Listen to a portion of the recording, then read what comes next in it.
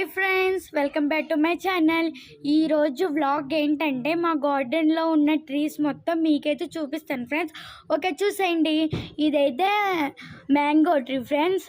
పూత పూయడం అయితే ఆగిపోయింది ఫ్రెండ్స్. ఇంకా ఉగాది నుండి స్టార్ట్ అయింది ఫ్రెండ్స్. ఎండాకాలం అయిపోయింది కదా ఫ్రెండ్స్, అందుకే పూత పూయడం కూడా ఆగిపోయింది. ఆ ట్రీ చాలా పెద్దగా ఉంది ఫ్రెండ్స్, లేకపోతే అందుకునేదాన్ని. ఇదైతే పూత పీయడం అయితే ఆగిపోయింది ఫ్రెండ్స్. ఉగాదికి అయితే పూత పూసిద్ది ఫ్రెండ్స్. నెక్స్ట్ ట్రీ ఏంటంటే ఫ్రెండ్స్, ఇదైతే వైట్ ఫ్లవర్ ట్రీ ఫ్రెండ్స్. దీని పేరైతే నాకు తెలీదు, బట్ వైట్ ఫ్లవర్ ఉంది కాబట్టి వైట్ ఫ్లవర్ ట్రీ ఫ్రెండ్స్ అని చెప్పాను ఫ్రెండ్స్.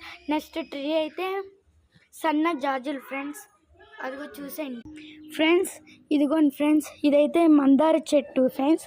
మేమైతే కట్ చేసేసాం ఫ్రెండ్స్, చాలా పెద్దగా ఉందని చెప్పి. సందులో కూడా చిరాకు అయిపోతుంది ఫ్రెండ్స్. మేమైతే సందులో ఎందుకు వేసుకున్నామంటే గ్రీనరీగా ఉందని చెప్పి వేసుకున్నాం ఫ్రెండ్స్.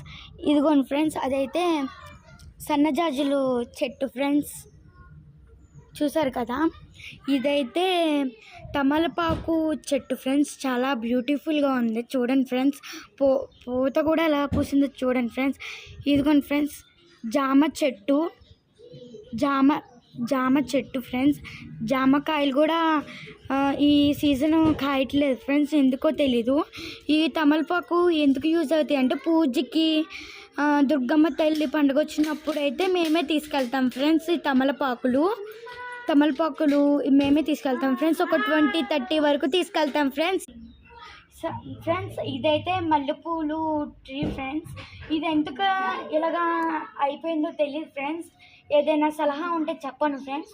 ఇది చిన్నదే మల్లెపూ చెట్టు, ఇది బాగానే ఉంది ఫ్రెండ్స్. అక్కడ ముగ్గు కూడా వచ్చింది ఫ్రెండ్స్. ఇప్పుడిప్పుడే 2-3 అలా కాస్తున్నాయి ఫ్రెండ్స్. అది చూడండి ఫ్రెండ్స్.